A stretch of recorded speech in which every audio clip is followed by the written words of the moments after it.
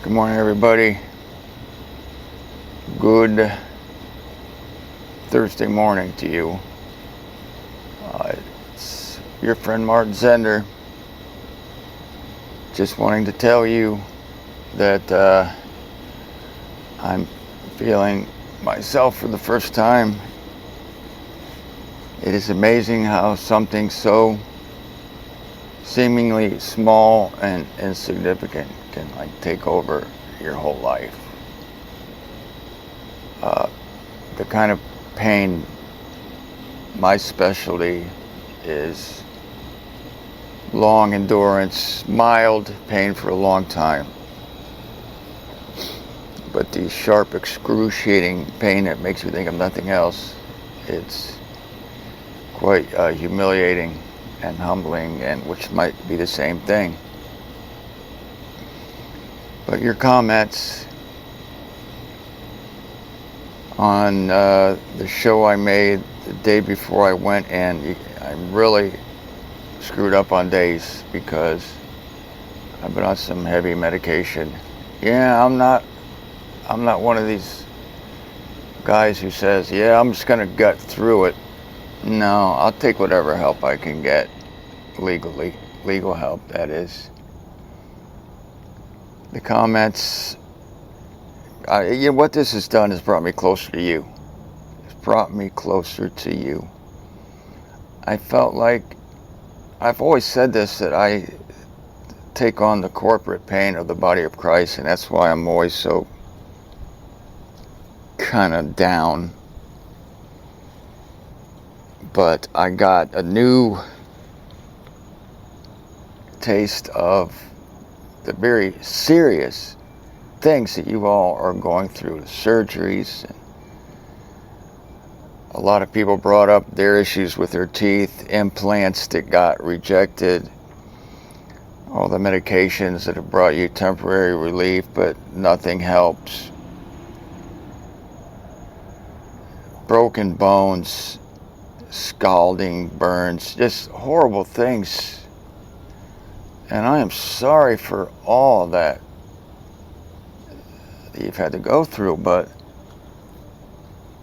I'm thankful for this in a way because it's brought me closer to understanding the body of Christ, really, and the endurance that you all have.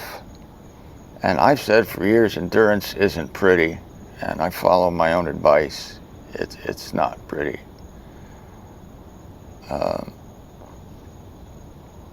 It doesn't have to be. God never says it has to be. No one has to suffer with grace. We have grace while we suffer, but. So I went in Monday to the man I now call the Butcher of Biscayne. I'm going to show you a picture. That tooth came out in 3 pieces.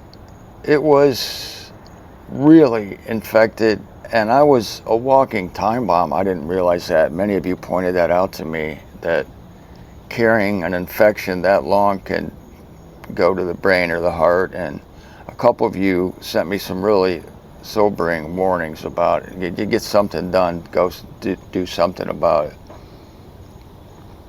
I told you about how the infection was moving around up under my mouth, and boy, I just wanted to slash it myself. And some of you have done that, and you've actually encouraged me that if this ever happens again, I'm taking matters in my own hands.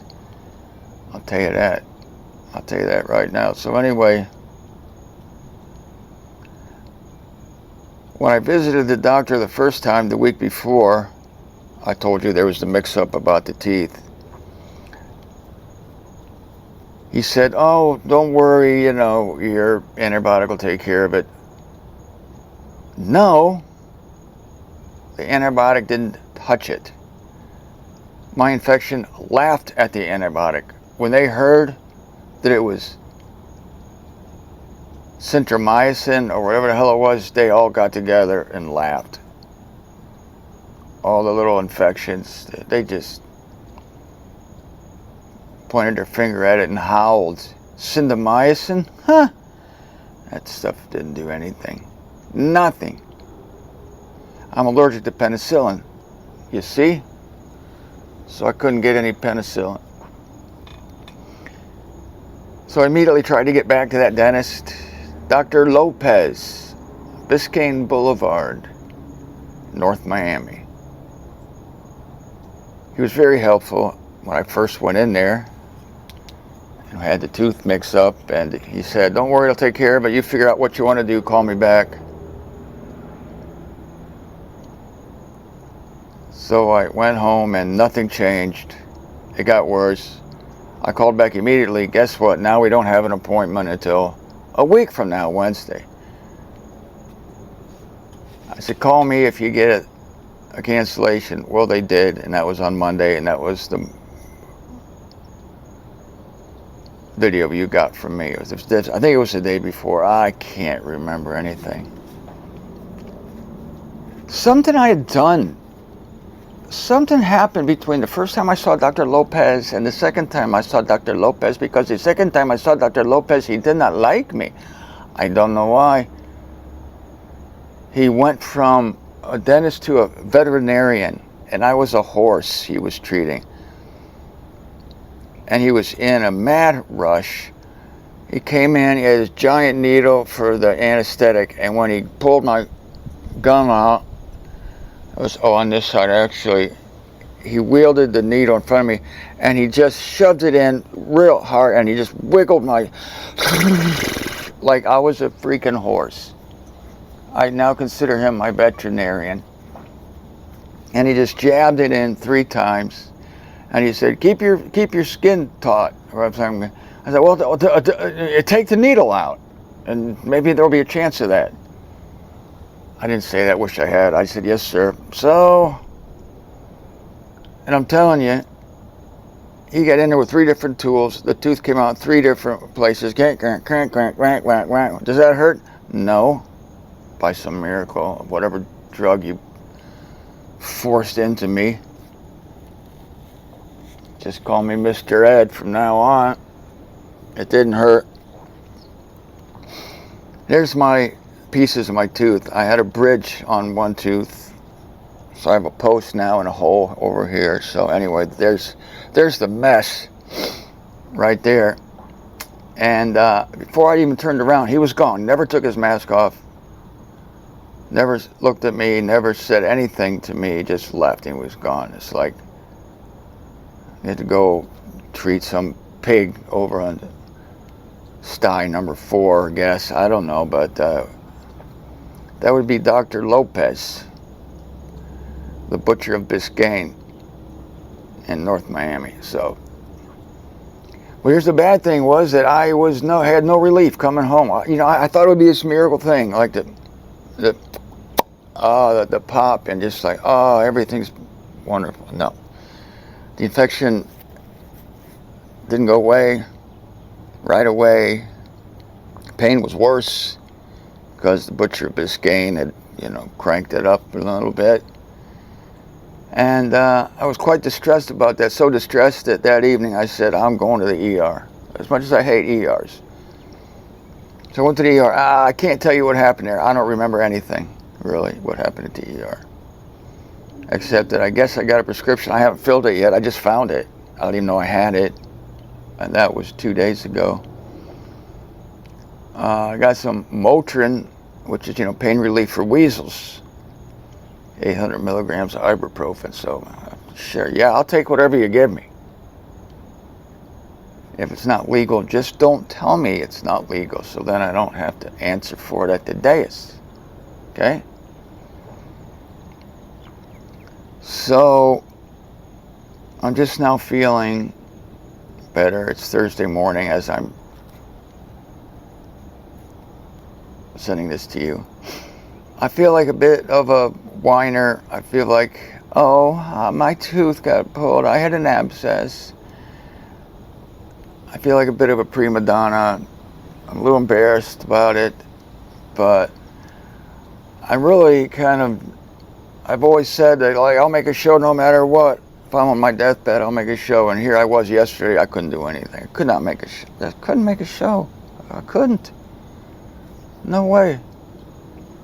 So, I let you down yesterday, but I know you. I know exactly what you would say. Take it easy, take a day off. I slept most of the day. It's ridiculous how, I've always thought it's ridiculous how slow the body heals. I'm going to have a word. I'm going to have a word with the Lord about that. The body heals so slowly. It's just, I mean, I got some, still lingering pain here, but it's manageable now. It's not the kind that has you in tears, scratching your nose till it bleeds, writhing on the floor. You all know. You all know. This has brought us closer together. It is a gift of God